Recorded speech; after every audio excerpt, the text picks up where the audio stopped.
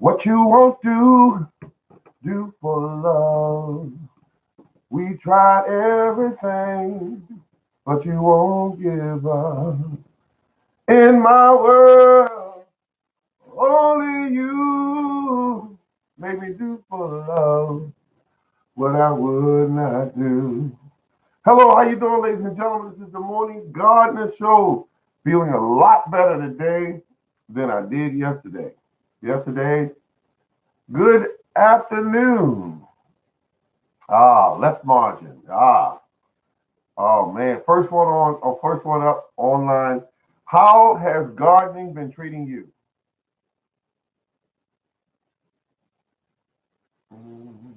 What you won't do for love. Hello, how you doing? Got a second person up there. They get a little shy. They're not. Haven't said good evening yet, or good morning, or good afternoon, or anything yet. They just want to listen in and see where we're going with this conversation. Government's back open for 3 weeks, but I still say don't drop your guard. Make certain that you grow as much food as you can this year.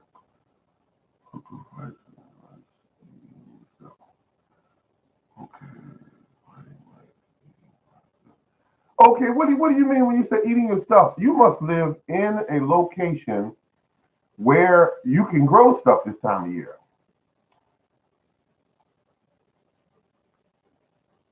Do for love. You tried everything, but you don't give up. Good afternoon, everyone. All right. Garden City Food Forest. Hello, everyone. Look like we're cranking it back up again. Like one. What is it? Like one? Like one what? Like one apple, one tomato, one something. I'm just a little bit older. I don't know about all these new these new ways of speaking on the internet. But I will say this, folks. Which one thumbs up?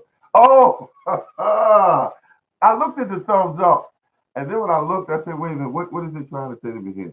Because it takes me some time, take a little time to get it, but I got it. Um, I had a bit of good luck yesterday. I was in the house repairing some cords for my mics and stuff, and one of them I couldn't fix, so I didn't lose anything because a friend of mine left it when he was playing his guitar over here, and I thought I could get a freebie on it and but this cord here I was able to repair. It's a mic cord with a 3 prong on the other end, and it does a really good job. So I got a free mic cord. Got me a free mic cord. Yes, free mic cord. Um, so that helps me towards my music and everything, and that's another story altogether. Different, but I've been in the yard today. I've been in the yard yesterday, and I discovered something. When you start your plants growing, and you get them out into the yard, make sure that you go out there and try if you can. I know you're busy people. Try to check them daily or every 2 days. Weed in your yard like it's no tomorrow. Pull them up by hand. Do what you got to do. Keep those weeds back from your plants so that you will definitely have a chance of having a good harvest. Because remember, weeds are great to make fertilizer out of, make mulch out of, make a liquid tea fertilizer out of, but it just sucks the life out of these weak plants that we buy. And my seeds came in the mail today. Not the one that Food Forest permaculture gave me. Not those. I've been got those, but I also purple. What do you call it? Navajo purple. I got those today. They came in the mail. It was a long time shipping, but whoever shipped it to me, I should have got that information. You're looking right. You feel better. Oh my God. Yes, I do. Thank you very much. Oh man, I couldn't believe how I felt yesterday, and I had the audacity to go online and try to help people with their gardens. And here I was, sick as I was, I couldn't, but I said, I got to. And it took me, a good amount of the day to get myself up and and I said, I got to do this. And I got on there and I was able to give some information, but I tried to cut it short. But all in all, it turned out pretty good.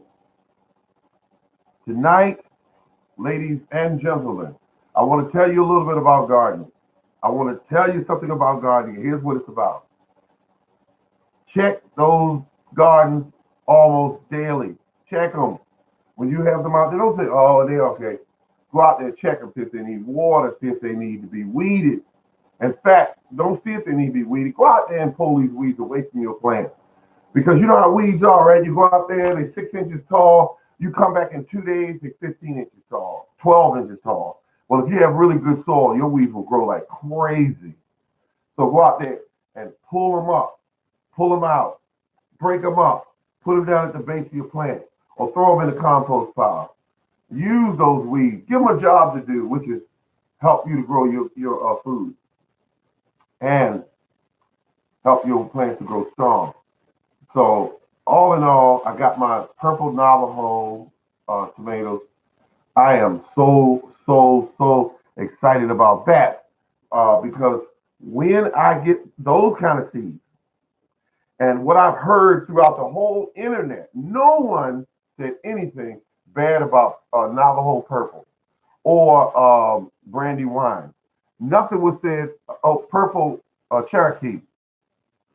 See that? That I count on Garden City to keep it straight here. Thank you very much.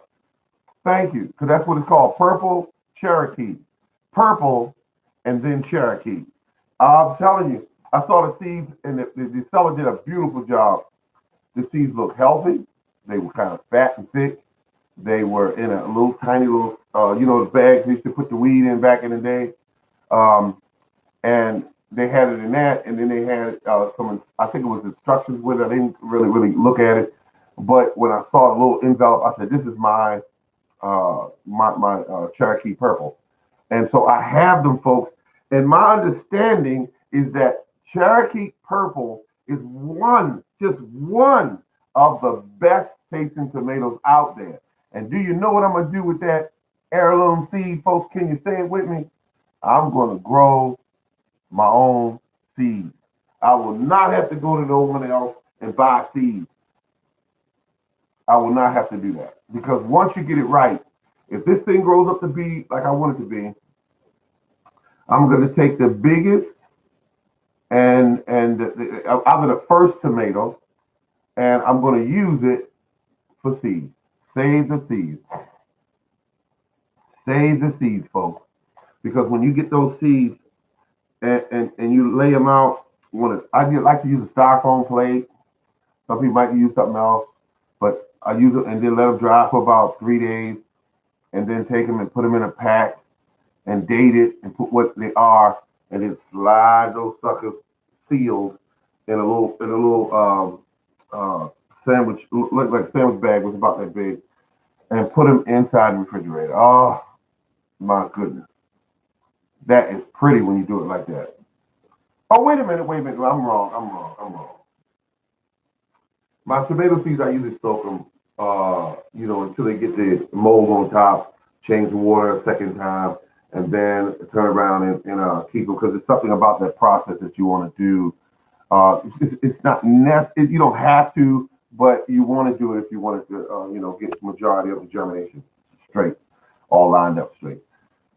And it's more than one way to do anything. So don't say that's the gospel. It has to be done that way, because it doesn't have to. You can do it different ways. Some people usually just slice the tomato and lay it in the dirt and cover it up and grow it. But that's if you have the actual fruit in your hand. Yes, ladies and gentlemen. So I got the brandy wine. I bought those at where did I get those at? I got them at I got them at Home Depot. Home Depot. I have tried the beefsteak tomatoes. Like them. Don't love them, but I like them. I have tried the Roma tomatoes. Like them, but I actually still have the seeds to the Roma tomatoes. I still have the seeds, and the seeds are beautiful. Now, what I'm going to do, folks, I'm going to go over here to my temporary nursery, and I'm going to bring you back some plants that we've been talking about before. Just hold on. Just hold on, wait a minute. Stay right there.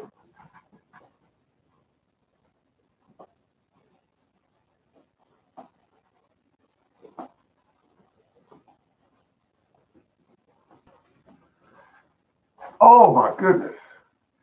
Thank you very much, everyone staying tuned. Look at this. Look how they growing. I'm getting worried now, folks, because let me tell you what's going on here. These are, okay, wait a minute. Let's see who remembers. Write down or tell me what you think this plant is. These plants are plural, excuse me. You've seen them before. Okay, all right. Okay. I see that you might not remember, but here it is. Yep, the Garden City.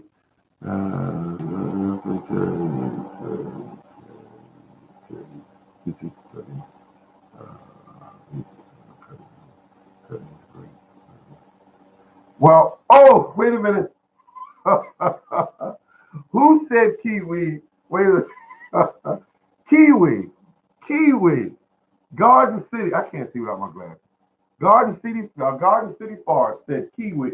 That's exactly what that is. Wait a minute. Hold on. Garden City, how old are you? If you don't mind telling us.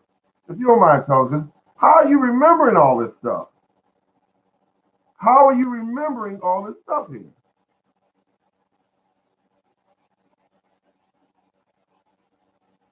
Okay. 47 years of age. Wow, that's pretty good. That's pretty good. That's it. All right.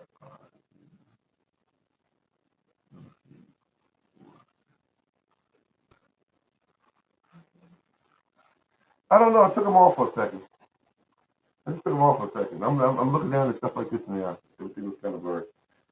Anyway, this is a couple cuttings that were in the water.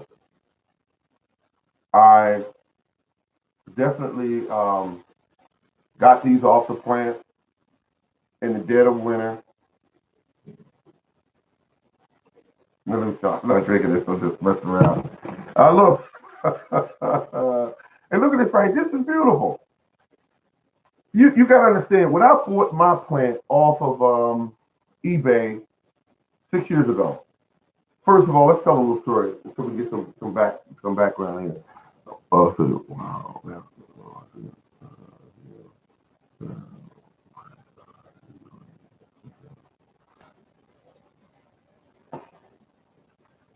I got smaller plants than this when I first bought them. They were $12 straight up. $12. And he got me for that because I wanted that plant that bad. I wanted kiwi on my property. So what I did is when I saw he was the only one selling it, I went to I got to wait a minute, what I do?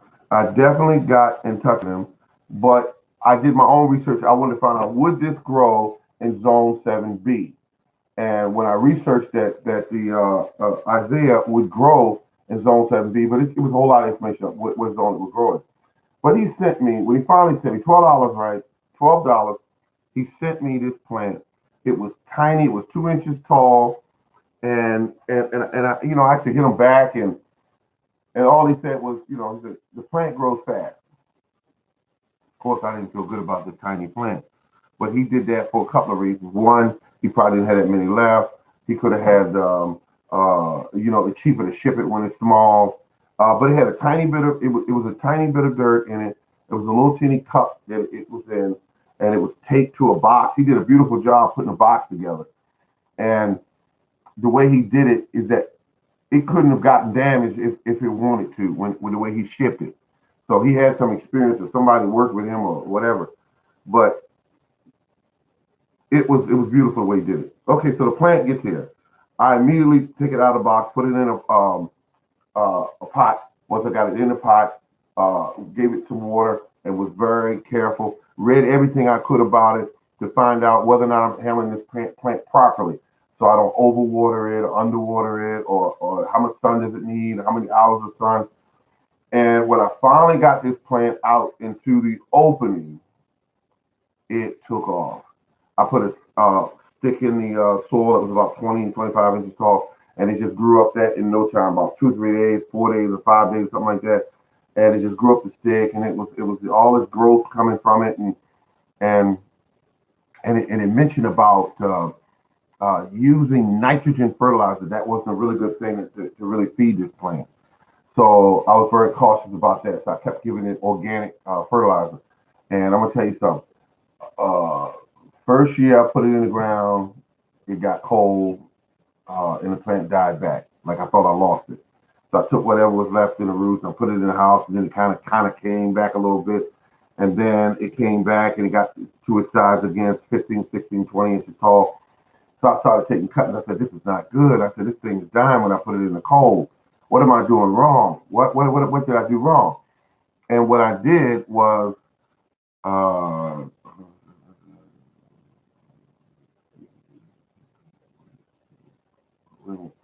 um, let me just say this to you.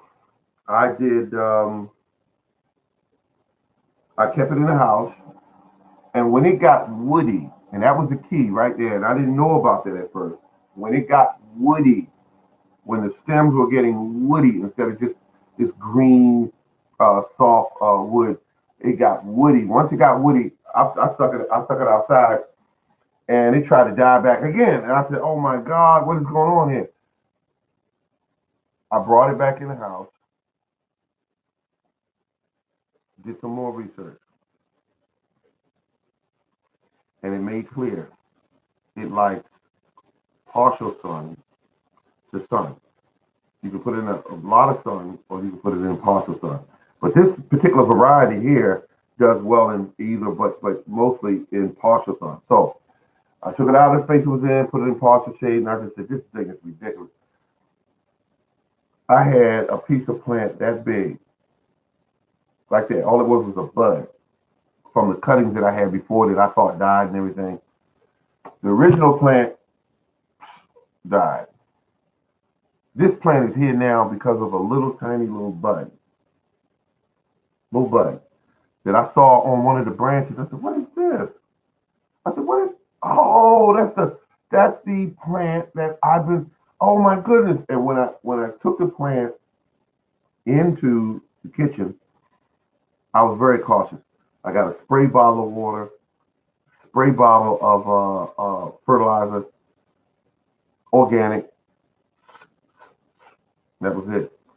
And started doing that little number, giving it a little bit at a time. And then it didn't do any good. So I said, forget it. It's either the fertilizer or it's the water. And I said, bingo, it's the water. If the water has bleach in it, it has chemicals in it. So go out to the yard. I'm going to shorten this up. I promise, folks, I'm going to shorten this up. When I go out into the yard, I go to my own personal fertilizer. And I mix it 1 part to 20 parts rainwater. Came in the house. My $12 gone for the plant. That was gone. All I got is this little teeny little bud that's trying to live. And I just hit it one time with the my fertilizer. Left it alone. Got upstairs. Came back the next morning. Instead of being here, it was up like this. And I said, okay, something's happening. Waited 3 days later, and it got bigger, and it got bigger. And then I just, a week later, and did three. And so I got it up to about 3 sprays every, what was it, every week and a half, something like that. And then the plant took off after that. Now, that plant is unrecognizable right now. It is a huge plant outside, and it's beautiful. I've been taking cuttings off of every year. The thing about a kiwi plant is that when the spring and summer hit, it's nothing for that plant to send a shoot out that's 6 or 7 feet across. There's nothing for it to do that. And all I fed it was, while it's over there, I fed it leaves and compost. I just would dump it at the base of it. And that plant loved those leaves. Loved them. It loved them. It loved them so much that it was just growing out of control. It was doing its own thing, 10 feet, 8 feet, whatever. It was this big. and then I put a ladder at the. I had a ladder in the garage because I didn't feel like building you got to put them on something that'll hold at least 100 pounds when they get mature. So I took the ladder. I figured the ladder could hold me at 280 pounds. Um, the ladder would definitely hold this plant full of fruit. 2x4s. Yeah. I said rainwater is real miracle. Yes, rainwater is very good. And if you had, I would go with a rainwater or a stream if you had, that near your property. Um, that's what you want to do. Yeah.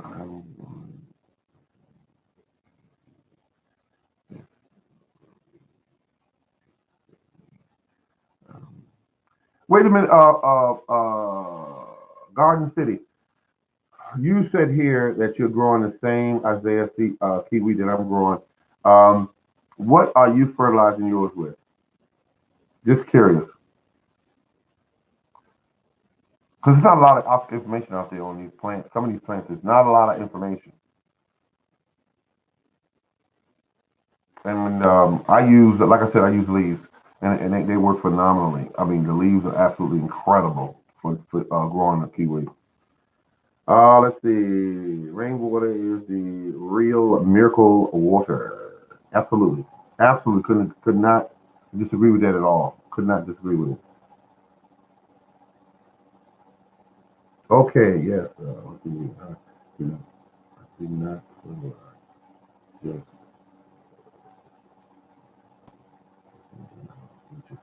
Okay. Okay. Okay. I got to get people into. You're not using bag fertilizer. You're not using granulated fertilizer. I understand that. You're putting natural things down at the base. Exactly what I did with mine. I did exactly the same thing. I put the natural fertilizer down, and the plant responded. Because once I read that they do not respond well to nitrogen, I said, okay, got it. Because I mean, you can put too much nitrogen at some plants, and a lot of fertilizers will sell you, especially man-made fertilizers, will sell you a lot of nitrogen in their products because they want things to go fast. But here's what happens when you add too much nitrogen. That I've learned from my experience, two things are going to happen. One, it's going to grow so fast that the plant's going to grow out of its own characteristics, so to speak, of how it's supposed to grow, how fast it's supposed to grow.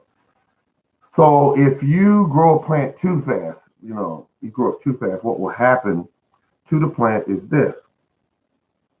Bugs will eat it. It's tender. It's like you like tender asparagus. You like tender chicken. You like tender beef. Bugs love tender plants. They love it. So when your plants grow that fast, they're tender, and the bugs love them. They can smell when it's some tender plant somewhere nearby, and they'll go right at it. Aphids and all them little bugs will be all over it. Another thing that growing things too fast will do, the level of nitrogen you're putting at it, it'll grow all its vegetation and no fruit. Grapes will do it. Grapes are notorious for it. You put a lot of nitrogen at it on a grapevine, you will grow a whole bunch of vine and a whole bunch of leaves, and you say, where grapes go? It's not growing any grapes. Plants put down fruit because they need to survive. And something uh, that triggers the plant tells it don't need to put down fruit when you put down too much nitrogen. Too much nitrogen tells the plant, hey, everything's cool. We don't need to do anything. Not this year.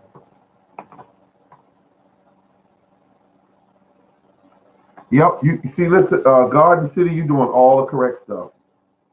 You're doing all the correct stuff. When you say you're going to put down some compost soon, let me tell you something, folks. A good gentleman. I'm not gonna call his name because he's doing the best he can, and I don't want any gardener to look like they're weak in any area. They're doing the best they know how. They'll get better as years go on. Some of them haven't been gardening as long as some, and some have been gardening for 45 years. You know, But I see him out there messing with all these compost piles, and I just feel for him. I saw him out there trying to move a pile that none of you would want to do that because it's just. I mean, it's just too much.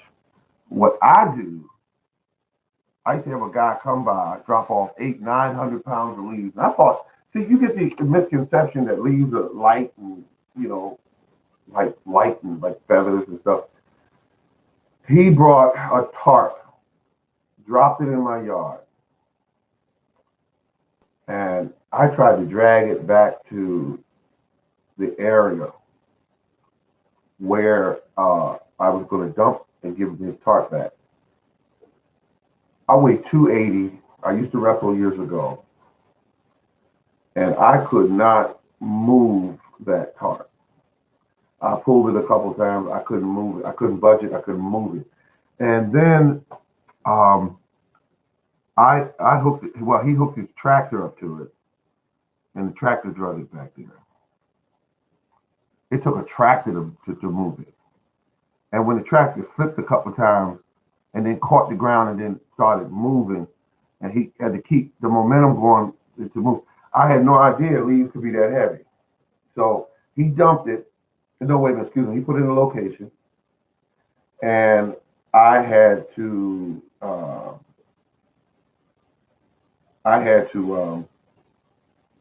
get myself together there and say, all right, I got to dump this. So all I did was roll it off the tarp into the area where I wanted it, and it was 4 feet high, whatever, in certain spots.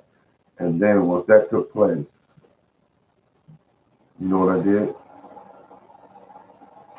I watched it go down to almost 2 feet, and it just sat there during the wintertime, and it had all these big pretty worms in it at the near spring, and it was wet, and it was. So I piled it up, and I used to do that. I used to pile it all up in the corner, and it was 4 feet tall, and I had to be another 4 feet tall, another pile, because I couldn't get it all in one pile. So I said, you know something? I don't like doing this.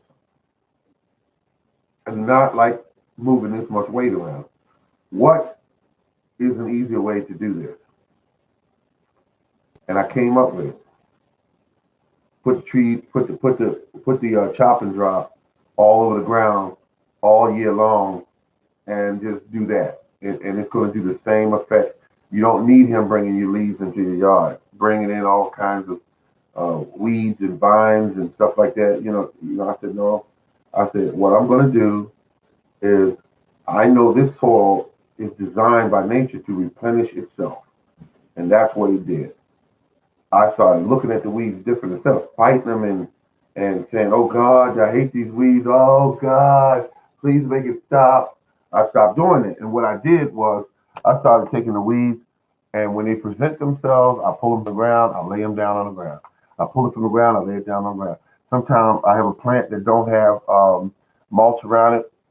I pull a number of weeds up and put it all around the base, and then come out there another 2 days later, and it's brown, just like mulch, and it's feeding my plants. So I got to thinking, if I chop these things down with the weed whacker, they'll feed my plants. And weeds have an optimum time of the year where they just keep growing, faster. And then they start slowing down as it starts getting into another phase of the year. It starts slowing down. So I learned that I can use these weeds. In fact, I did a video called Giving Your Weeds a Job. No, excuse me. Putting Your Weeds to Work. And that video, well, it could have went viral, but, what can you do? But it was a beautiful, beautiful, beautiful situation now. I like chopping drop. Oh, you like chop and drop too. And yeah, chop and drop is by far, in my opinion, the cheapest way you can get fertilizer. You can't get fertilizer cheaper than chop and drop. You can get your trees that are above you to fertilize your fruit trees that are in your yard. You just hack off a couple of branches, hack them up into 8 and 12 inch pieces, um, and put them down at the base of your tree, and booyah, you got fertilizer. And it'll fertilize sometimes depending on the thickness of the wood. I've had some pieces like that, and it'll fertilize up to 2 years on that piece. It'll just the biology in the soil will start to break the wood down. The wood will turn into paper eventually, and then disappear because all you'll see there one day is black soil.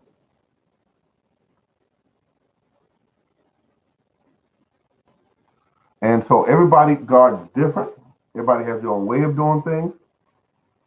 I like chop and drop because chop and drop is just weeds and grass, and the garden keeps replenishing you with it anyway. It keeps giving you that the weeds anyway. So if you take the weeds and throw, why would you throw them in a compost pile, let them break down, and then go back over there and get them, where you could actually just pull them out of the ground and just drop it, and it's right there, and it's replenishing the soil, or toss it up under the tomato plant, or up underneath the pepper plant, and let it just break down and feed that plant. Come on, when the sun's up real high, you got those broken down weeds underneath the base of these plants, keeping the soil cool, keeping the soil fed. Come on, it's free. It's free. And remember, there's one great thing about weeds. Thank you.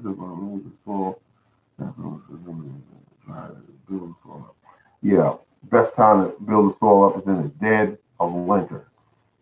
Dead of winter. Starts in fall, actually. Starts in fall. Think about that. All the trees you got back in your yard that you don't want anymore, that are in your yard, you hack off some of it and chop up the branches and put them around the base of your trees. I have a video I'll get ready to put out tonight that shows how I do it. And keep in mind, you could do yours neat and pretty. I just don't do mine neat and pretty. I put them around there, and I like to see the pieces of wood. Some of them are like this, and I like to see them just disappear. They take about a year and a half for a piece that big to disappear, but then so that's what I do, folks. I learned how to get fertilizer for my plants free, for my trees free. Because if you don't, the store has a place for your money, which is right in their pocket. Unfortunately,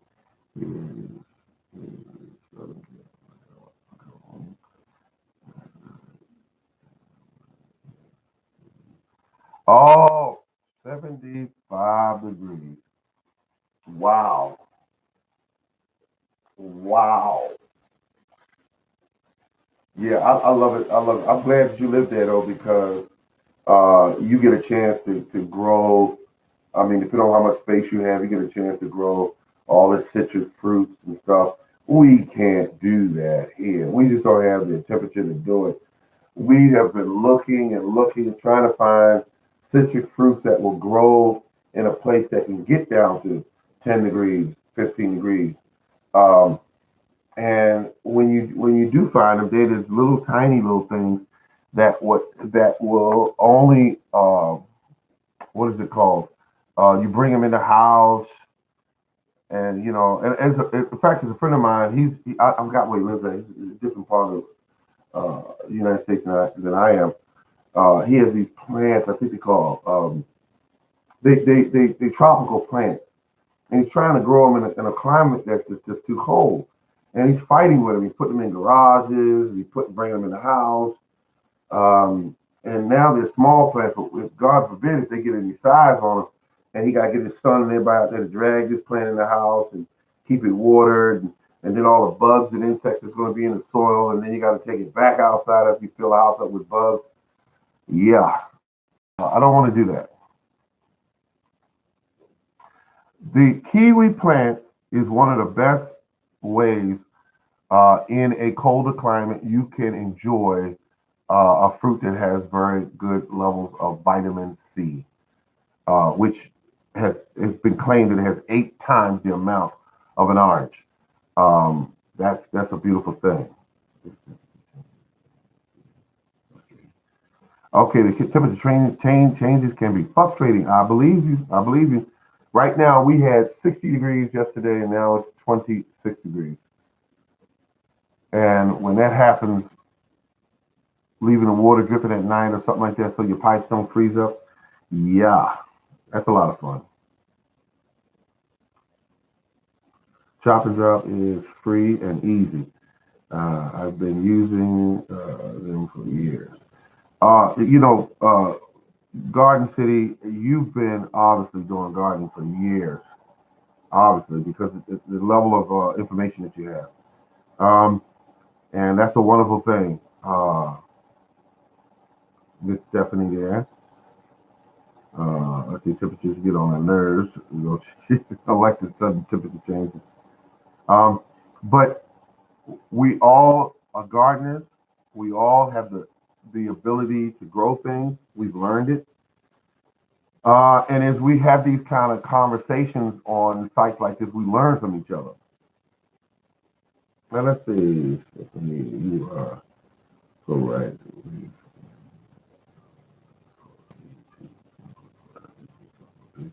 Okay, temperature goes back and forth, back and forth. Left margin, it's saying, yes. Do you know the way to San Jose? Let's see. Take a right, take a left. But anyway, I just think that it's good that we are having this conversation because, but the most important thing that we can discuss on here, on any garden site, period. Can anyone tell me what that is? Well, I'm not going to do that. It's it's soil. It's soil. Most important thing. More important than temperature. More important than anything. Is soil. It's soil. Yep, absolutely. Garden City. Yep, soil. Soil. It's so precious for all life. Soil. I mean, really, I love it. And to get your soil right what I do every year is that some people go out and they turn their soil over, they dig in it with a shovel, and they turn it over, and and you don't have to do all that, folks. You don't have to do that at all. All you want to do with your soil is, if you're doing no dig, I'll put it that way, because I do no dig. I do no dig at all, no dig, and I use a fork. I call it a garden fork, but it's a I just lift the soil up, back up 4 inches, lift the soil up, back up 4 inches, lift the soil up, back up 4 inches. And I do that all the way through. And all I'm doing is lifting the soil up and allowing air to get into the soil, allowing it to loosen the soil up. And then I will dig a small hole and insert my, what they call that plant? Tomato plant. That's what I do. That's what I do, folks. And when I put that plant in the ground, when I put it in there, some people put the, they wait and they sprinkle stuff around it. I mean, you can put fish down in their hole. You can put fish down in their hole, and you set. But you just need to find a fish market that you can bring a couple 5-gallon buckets in there in the carts. I've done it in the carts. Say, hey, you fill this up, brother. These two. So what are you gonna fill them up with? You don't know what you're talking about. We'll fill them up with what? Fish heads, guts, whatever you got. Mostly fish heads. Slide the buckets over there to him. Let him fill them up. Shake his hand at the end of the transaction, and fill his hand with a few dollars. Just all you're doing is just saying, brother, thank you, or sister, thank you, because you didn't take time out to do this. And when you do that, you leave away with fish heads. Then you come back in a few days. He'll be glad to see you again because he's thinking about, oh, they gave me $3 last time. Oh, yeah, they gave me $3. I'm nothing going on right now. Nobody buying it. Hey, what can I do for you? Hey, you want the fish heads again? Just like we did last time? He'll fill your bucket right back up again. You slap the lids on them. And once you do that, you roll up out of there. fish guts, fish heads. I used to have my holes already dug at home when I go get my fish heads. Because I want to come back, I want to drop them in the ground, I want to keep it moving like a drive-by. That's what I want to do.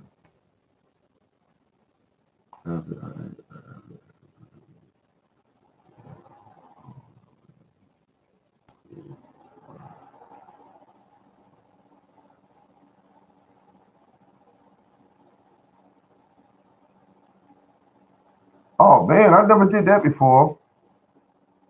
You stab yourself with the fork, and I know that that fork will do some damage.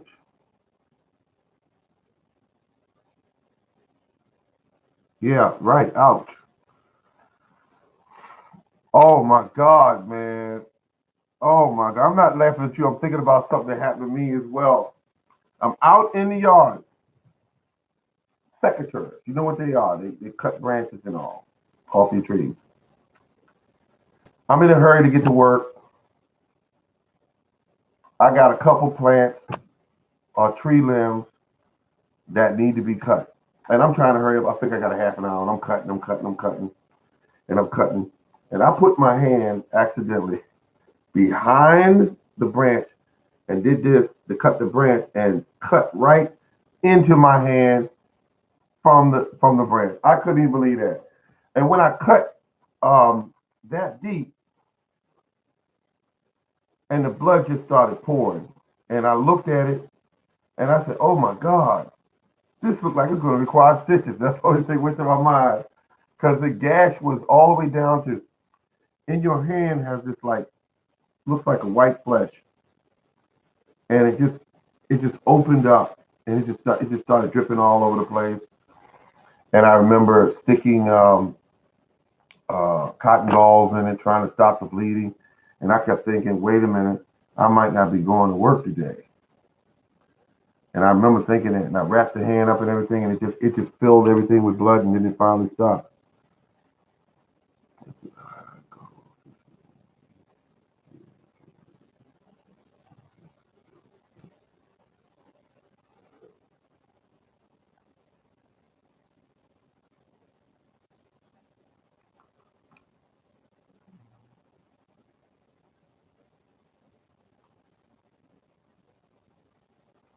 You're doing great there. Going to fishing and putting them in the garden. Um, yeah, that would definitely work. I mean,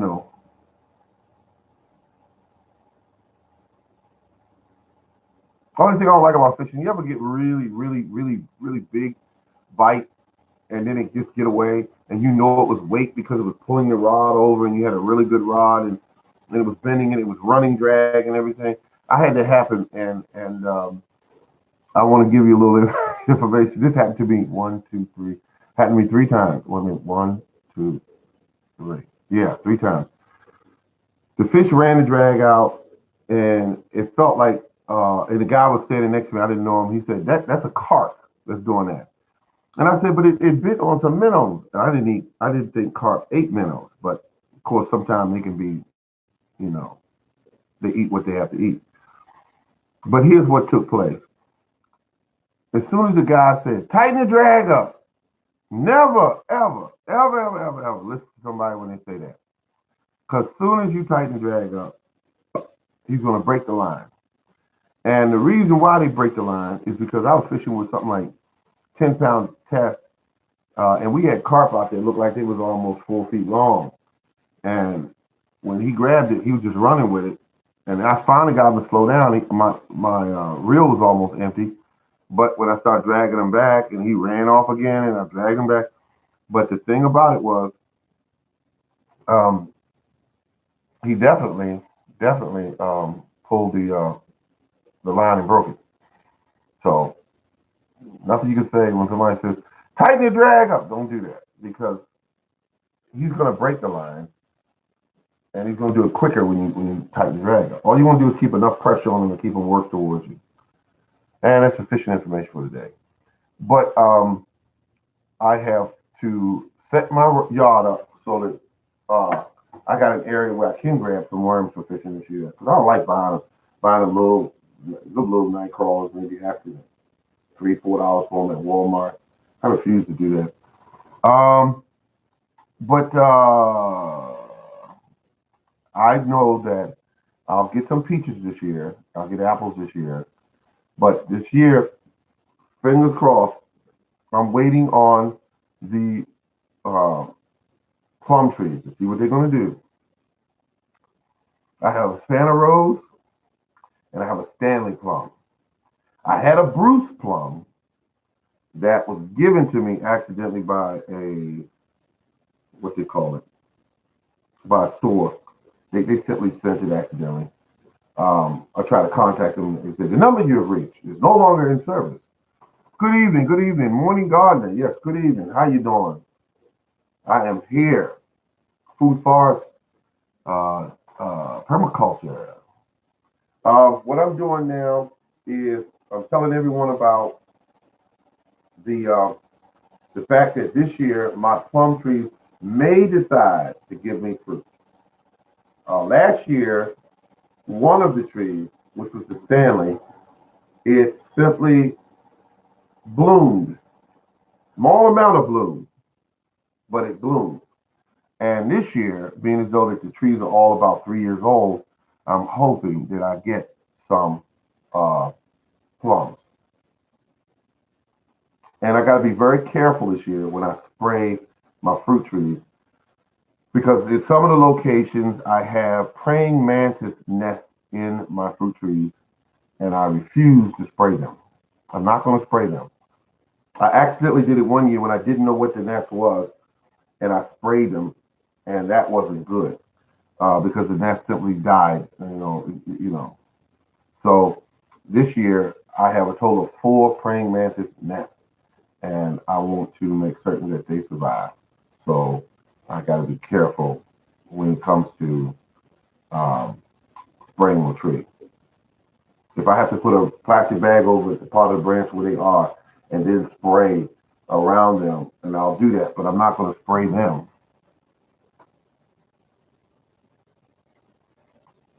Praying mantis are some of your best friends in the garden. Good evening, everybody.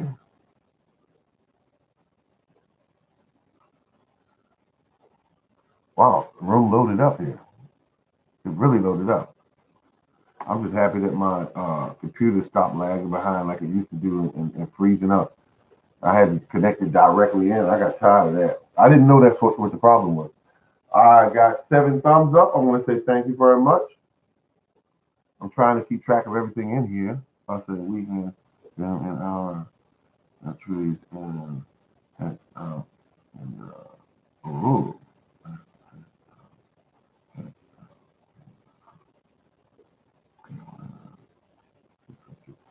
Oh my goodness. You had them in the Christmas tree and they hatched out. Wow. That had to be an interesting day.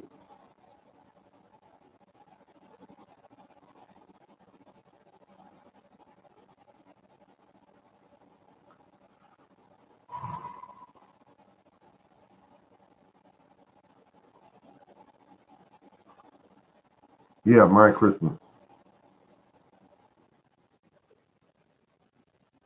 They were climbing all over the ceiling. Very cool Christmas tree. I'll tell you one thing. I'm glad, well, the ones I see, I have so much respect for them because they will take an insect that was primed and ready to eat into your corn, eat into your peaches, and they will walk over there and look at him and say, "What's up?" And they'll start eating him, and they will protect your area. Now, they that's what they do. They eat insects. And I noticed something else that in the roach family, I didn't know that years ago. They're in the roach family.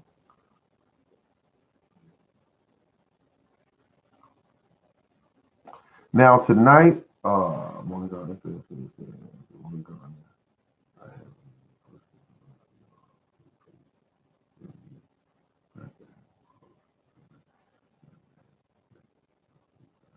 No, it doesn't affect the fruit size. It affects how many pieces of fruit I get. It definitely affects that. But I knew that going in that I didn't need 60 pieces of fruit per tree.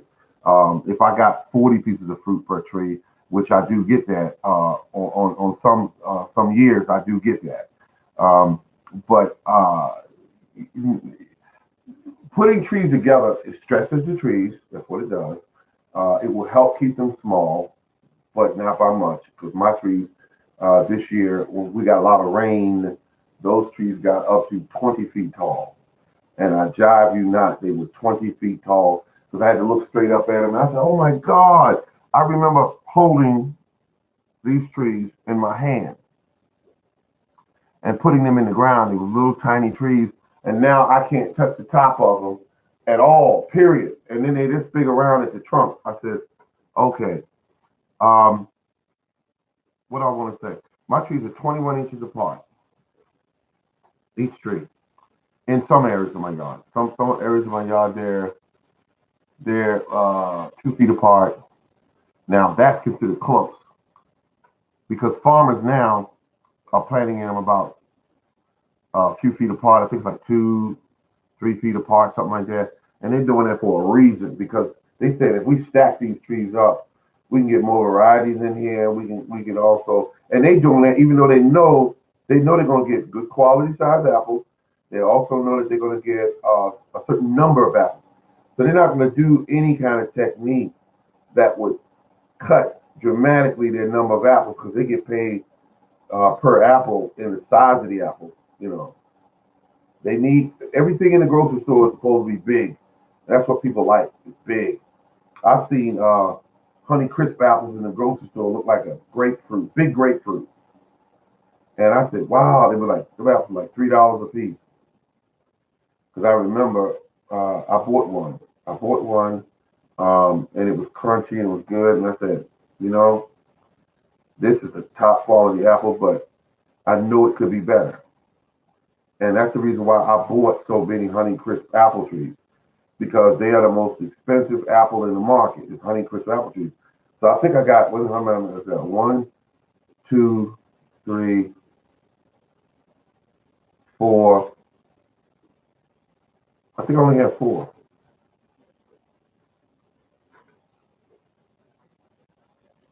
Yeah, the apple was $3 because it's a Honey Crisp apple tree. I mean, it's a Honey Crisp apple, and they take them and stack them up in warehouses for months. It seemed like, and people go there and they pay dearly for a Honey Crisp apple,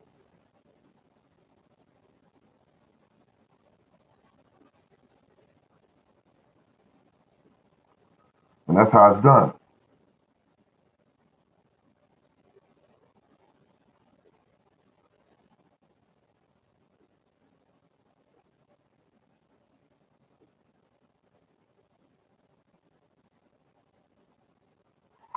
Oh, wait a minute, hold up. I just got something here. You just planted Honey Crisp last year and love the Honey Crisp. You love the Honey Crisp, yeah, absolutely. Let me tell you what happened to me, folks. I was at work one day. And this lady just started working there. Beautiful woman. I still remember her now. And she wanted to get along with me because my department affected her department and she wanted to get things done. So she said it'd be better to be friends with him. And she brought me an apple to work. It was weird. And I said, no, I'm okay. I'm good because I don't eat food people bring me. I don't know, you know, my upbringing or where I grew up. But at any rate, she said, no, the apple's fine. No, no, look, try it. She said, this apple came off a friend of mine's apple farm. I said, okay. Bit into the apple, and I couldn't believe it. I could not believe it, folks. I could not believe how good that apple was. I said, oh my God. I said, oh my God. And I kept eating and eating. I said, what is this? It was crunchy, sweet. The skin was the right texture. The fruit was purely uh, Just the scent that came from it was pure nectar. It was beautiful. Let me tell you something. I went back to her when I saw her again. I said, listen, miss, could you do me a favor? Could you tell me what kind of apple it was you gave me? She said, I don't know, but I'll go back and ask the farmer. And she came back and she said the apple was a Honey Crisp. And I said, got to have that apple in my collection. Got to have it. The old store I used to work with did not have it. They said, Honey Crisp, Honey Crisp. Oh, yeah. And what happened was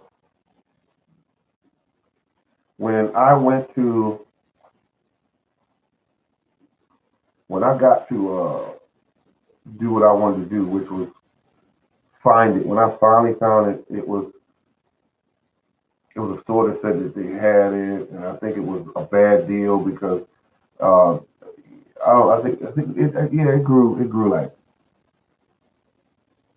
it grew crab apples.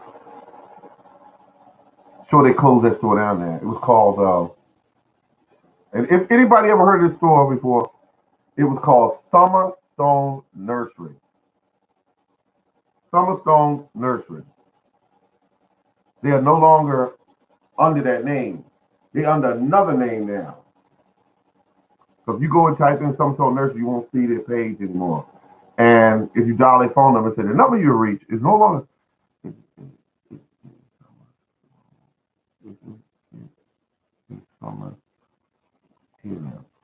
and that's what the place was called, Summerstone Nursery.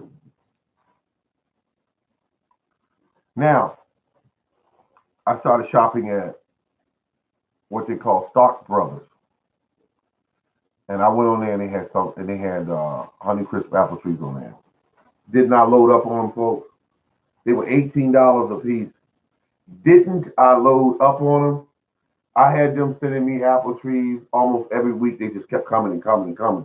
And I took all the bad apple trees out of them, crab apples out of my yard, cut them down, and saved maybe one or two of them. And what happened was they sent those to me, folks. And they were Honey Crisp apple trees, labeled properly, the proper diameter around them. They were nice thick trees. I put them in the ground quickly. I watered them in. First, I soaked them for a few hours, get water up in them, and I put them in the ground, and they took off. They took off.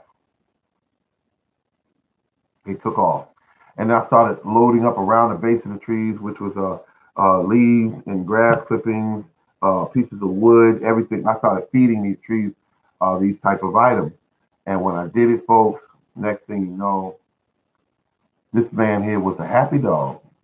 I was happy because they were growing, and it was looking pretty, and they was doing their thing. And then the next one I put in, which is another one of my favorite apple trees, which is the Granny Smith. The reason why I like the Granny Smith, because they say that's one of the number one apples you need when you do an apple pie, is the Granny Smith. It was like it was born to do that. Granny Smith. You can use other apples, but Granny Smith is the one that has that perfect taste, that perfect texture. Then the next one was a Fuji. Fell in love with that apple. Found that at a we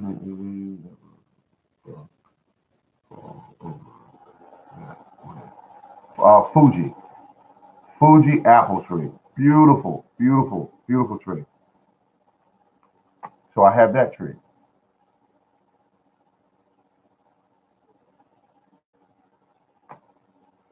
So that's what I did, folks. It's called getting it done. And I did that. Fruit trees. Beautiful thing. Um, you got to know what you're doing with them, though. Summerstone Nursery. Trees with no. Hey, wait a minute. Hold up. Wait a minute. Did Garden City? You saw that video? I wonder how you knew about that.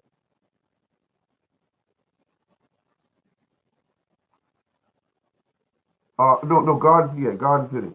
Nice. I saw that video. Let me tell you what happened with that video. Let me tell you what happened with that video. That was crazy. That video. Look. I was so upset when they sent me that. I couldn't even believe that any company would put something like that in a box and send it to you. Because me and a woman talked on the phone. Hello, yes, it's on Tuesday. She said, I'm gonna send it. It should be there by Wednesday. I said, okay, thank you. Appreciate you getting all this straight. Because I really want you to know, I said, I'm gonna do an unboxing of the quality of trees that you're sending. And she said, uh-huh, okay, no problem. Okay, we got it. I said, so you are on top of this. They're the right trees, and they're gonna be sent out today, right? And she said, yes. So Wednesday of next week, I had the trees. Opened the box up, slid them out. I couldn't believe it. I said, what is this? They were dried up. They were wrapped in newspaper, and very little of that. You know that gel that they put in there that's supposed to hold water. Very little of that. They weren't wrapped up properly. But then when I took them apart and I looked at some of the trees, I saw how small they were. I saw how they had no roots on them. I was livid.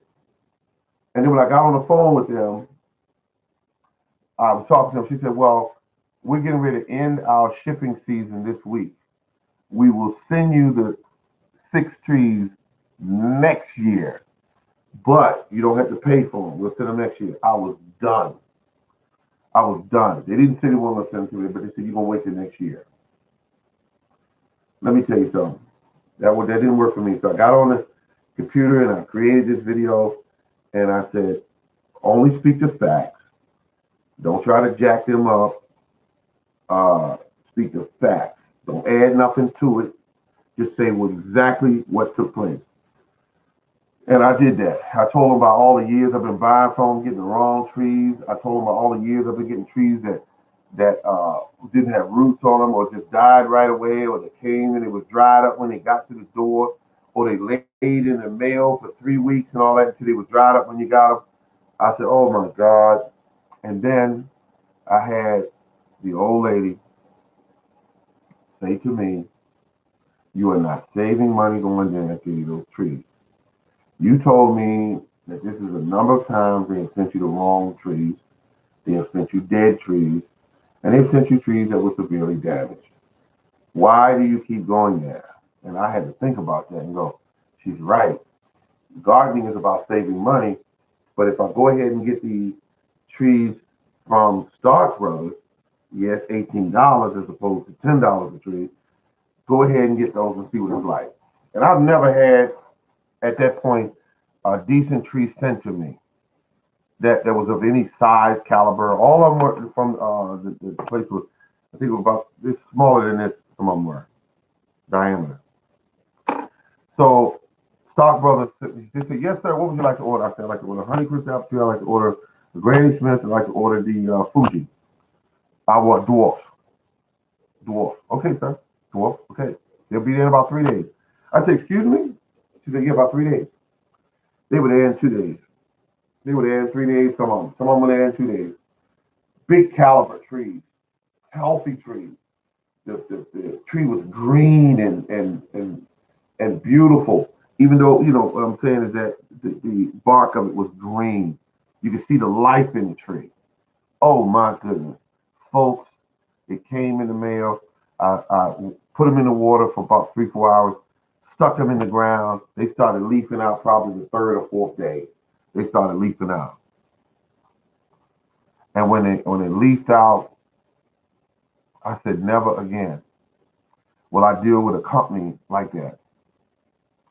When I got the trees, they did beautiful. It was called Summer Stone Nursery. They changed that name because I had someone, okay, here's what happened. I was at work, my phone rang. I don't know how they got my number. It must be easy to get a person's number on the internet. When they sent me, it was a gentleman that they call what they call him, he's like the general, what they call him, I can't think of that title right at this moment. But anyway, the general of transactions or something. I don't know. But he's the one that when everyone else complains, they call him. And he comes in and he says, shut your business down. He's the one that does that. Um, okay, so he called me up and he says, hello, I'm the attorney general from the state that they were from. He was on the phone with me and he said, I'm the attorney general and my name is so and so. Yes, thank you very much, Garden City. He said, I'm the person that I saw your video. And he said, you make a compelling case. He said, also, it was a little funny when you said, my old lady think I'm crazy because I keep going there and buying these. But here's what he said. He said, can I use your video in that case? I said, absolutely, sir. I'm going to have to send you something for you to sign so I can get authorization to use that video. I said, okay, sir, no problem. No problem at all. My video was shown in court, and the reason why they used it is because you see how well I told the story, and I told them that these are the trees that came out of this box that I talked to the woman no less than 3-4 days ago, and this is what she sent me. Somebody, I said in the video, somebody put these trees in a box and sent it to me and said that was okay, and that's what they wanted. So the Summerstone Nursery had their lawyers in court, and also the attorney general had their case all set up. Bottom line, long story short, when they finished dealing with Summerstone Nursery backed off, shut down, retooled, and the only way you can tell Summerstone Nursery now is if you see any trees online that say $10 or $9.95 and all that, that's them. That's them. Because when you look through the pages, you'll see some drawings of trees instead of the actual photos of trees and that sort of thing. And I recognize those photos because I can look at them day and night, and I still know those photos. And that's Summerstone Nursery. The Summerstone Nursery. They sell every kind of fruit tree you want, but they won't get them right. You ask for a cherry tree, and they'll send you some kind of weird ornamental tree. Because they did that with me. I said, oh my God. I had trees that was in the ground for 3 years that I thought was this type of tree or whatever. And I said, they had one called a Burbank plum. Burbank plum. Took them a long time to grow. They were little sticks. They were smaller than an ink pen when I bought them. $10 for that. I said, never again. Never again. Folks, I went online and I typed up Summerstone Nursery and what it was called reviews. All these pages jumped up there of complaints. I said, oh my God, why did I see this before oh my God. Everybody from every state, every farm, every private owner that bought trees and was complaining left and right. And I said, oh my God. And, yeah, you're right about making your own fruit trees. You know something I'm going to do again? I'm going to try again grafting. But because I bought all the tools, I bought the fancy little pliers that makes that little key fit so they fit together. I got that, and I got the paraffin. I got that, and I got a ton of stuff. I got a ton of stuff that I had. But every time I put them together, take them off, it dies.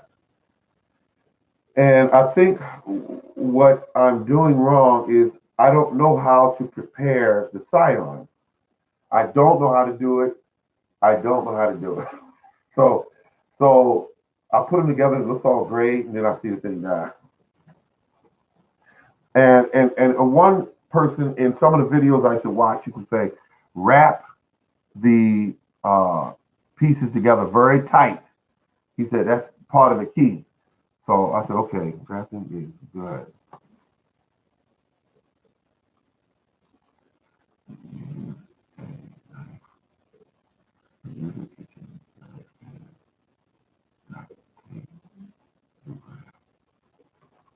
Use a kitchen knife. Wow. And wait a minute. I was using one of them utility knives, and I gotta think here. Utility knife blades have a thin layer of oil on them to keep them from rusting. If you take them out of pack and you feel your fingers like that, they do have that residue of oil.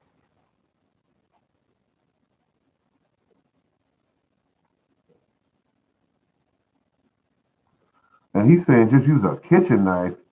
And wait a minute, hold up. Let's see, a kitchen knife and duct tape. Okay, alrighty.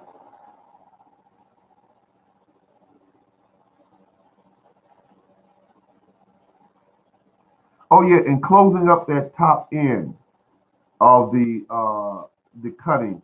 I'm thinking I could use just regular wax from a candle, from any candle.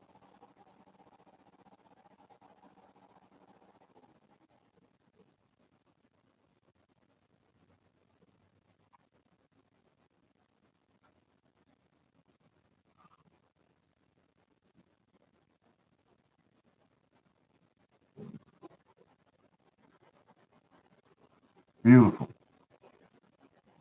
I'm getting information here on how to do grafting because now do you have to do anything with the scion, the special? Can you just cut it off one tree, bring it over to another tree, and put it on the other tree? Can you do that? Can that be done?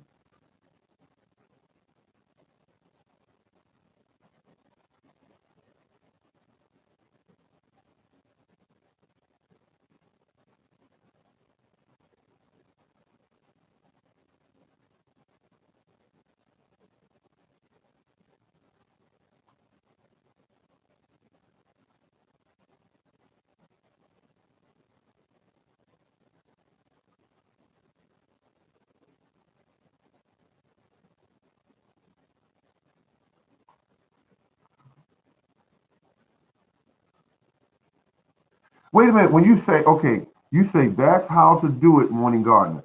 Are you saying that I could go over to an apple tree, or let me make sure I'm clear here. I can go over to a cherry tree, take a branch off of it, bring it over to another cherry tree, and graft it right on there, and it might take. Is that what you're saying? Yes or no?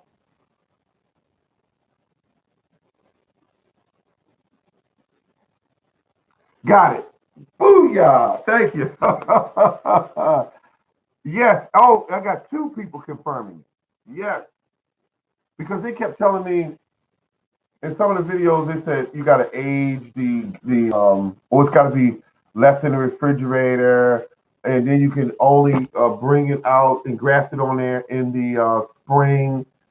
And I'm saying, why do I need to do that when all I got to do is take the branch I need off of the tree that I want and put it on the tree that I want to graft it to? Why can't I just do that at the time of year where the sap is running?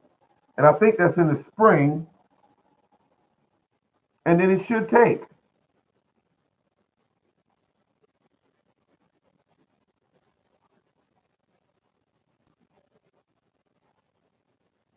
See that? Thank you very much, gentlemen. Garden City, Food Forest, thank you. I finally got it. I understand it. What's the best time of year to graft, or is there a best time of year to graft?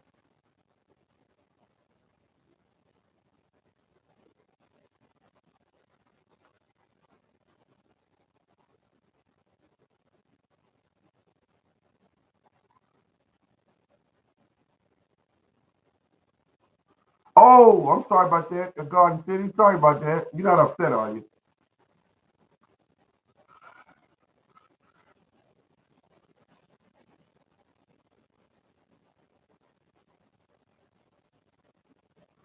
Oh, you graft in the fall.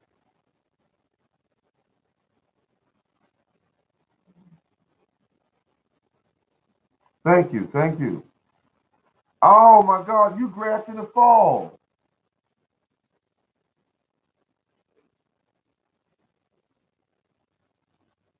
Wow.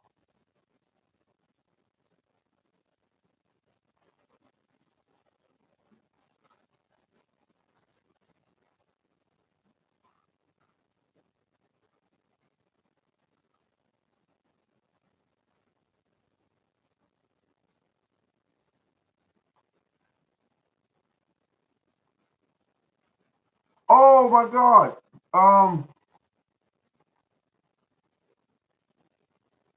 You graft in the fall as well.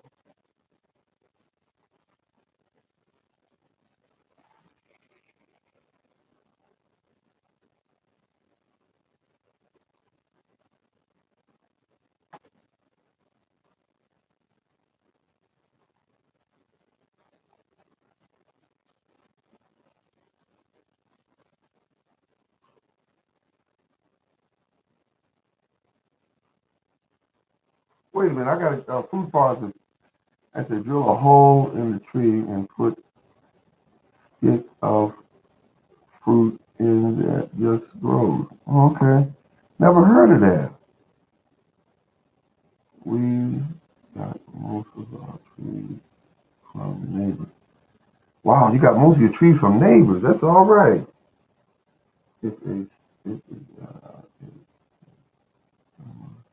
yeah.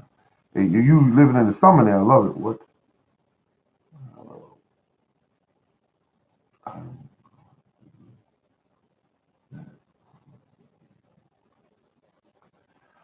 Okay, let's see what I got from the information here. I can do a cleft draft. I mean, a cleft graft in the fall. And the fall is the better time to do it because um,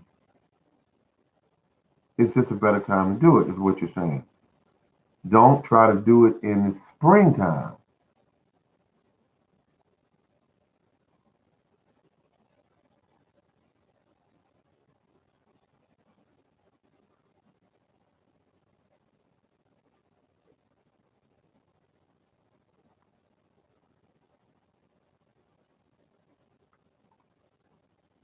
Wow.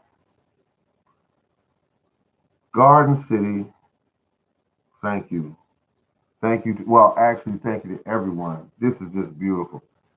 So I was trying to do, here's what I was trying to do. I was trying to graph as spring was coming in because, it's spring coming in.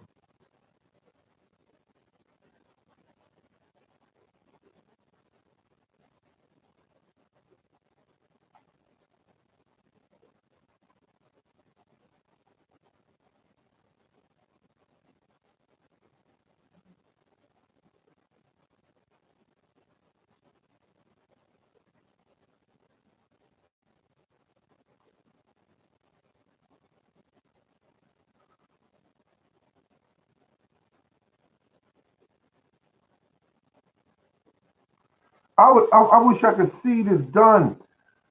You're talking about drilling a hole, and I've never seen anybody do that. But I would like to see that done because I'm always up for finding an easy way to do it. What is the best graph you found that takes? Best graph you found that takes?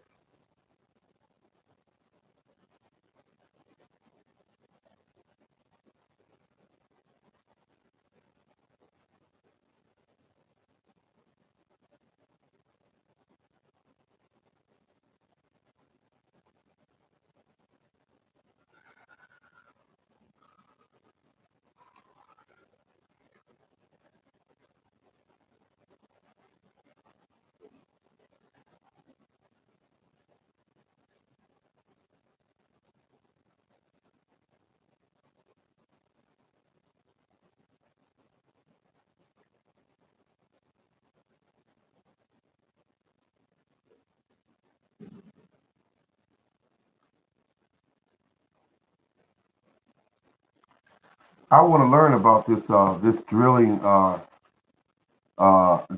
into. I think you drilling into a branch and just stuffing it with the you.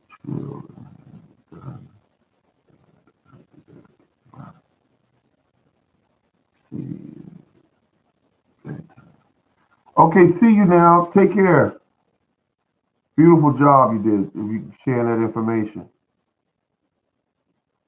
Said it's bedtime. I'm thinking about going out doing some karaoke tonight.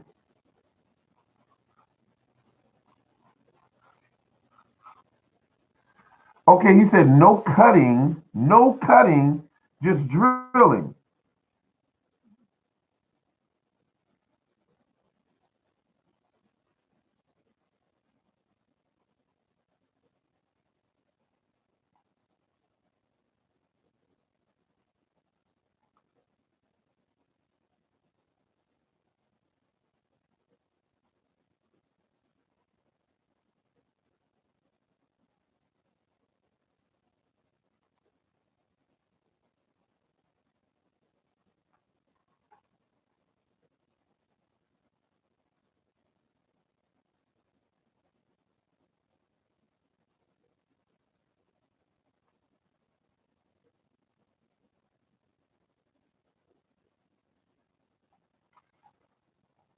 Grafting using a drill.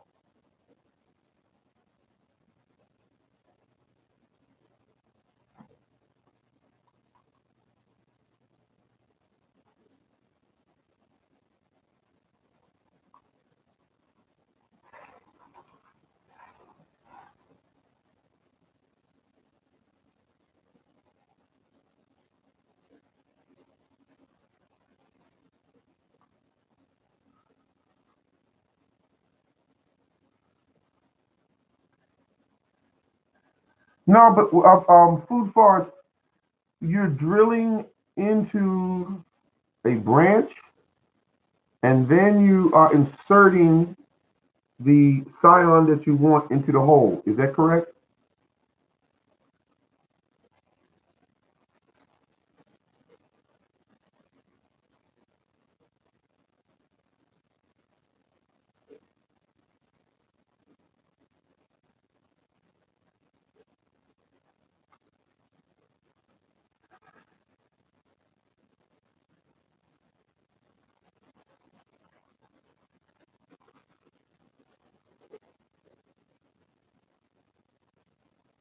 Oh, I got you now. I got you. Yes, he said yes, one God. So you can cut the branch off, drill right into the center of it, insert the scion and tape it up, and that's it.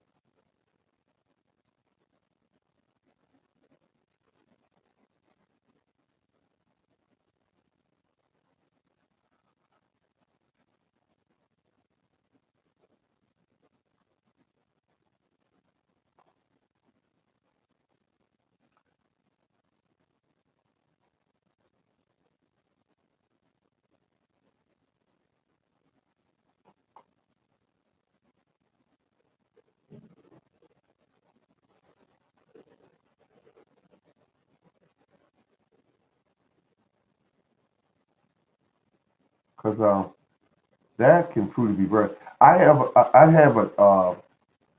a cherry tree that's self pollinating, and I have another set. No cutting. Oh, that's even better.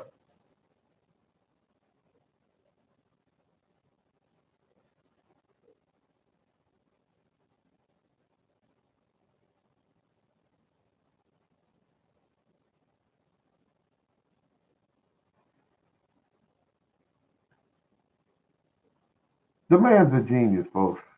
Food bars. I've never heard of this before. I've been, I've been around a long time. I've never heard of this. This is actually a beautiful thing.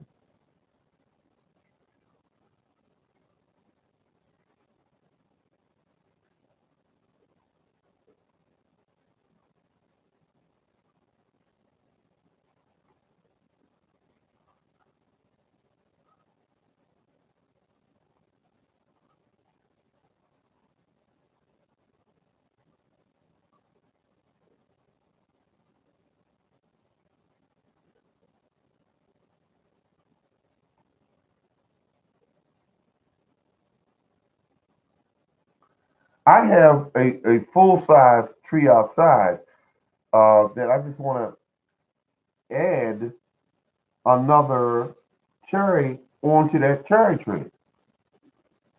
So I could walk over there, you're saying, drill a hole in the tree and insert this scion in it, and that's it.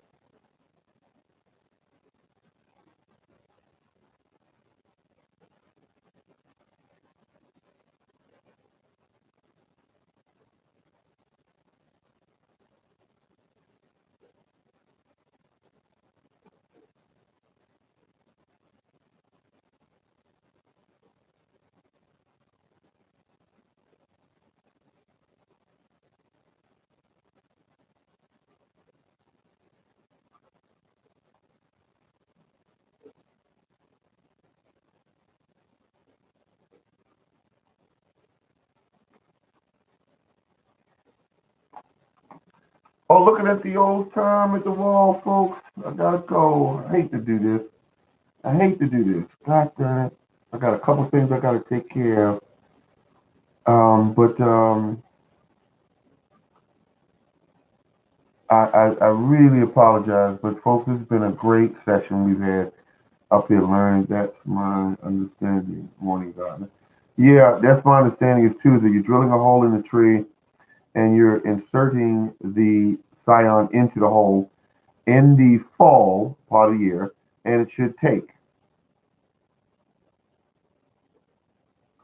So on that note, folks, I gotta go, but it's been real nice. Thank you all. Thank you all for stopping by. We're like a regular here. We just get together on this and make it happen. That's a wonderful thing.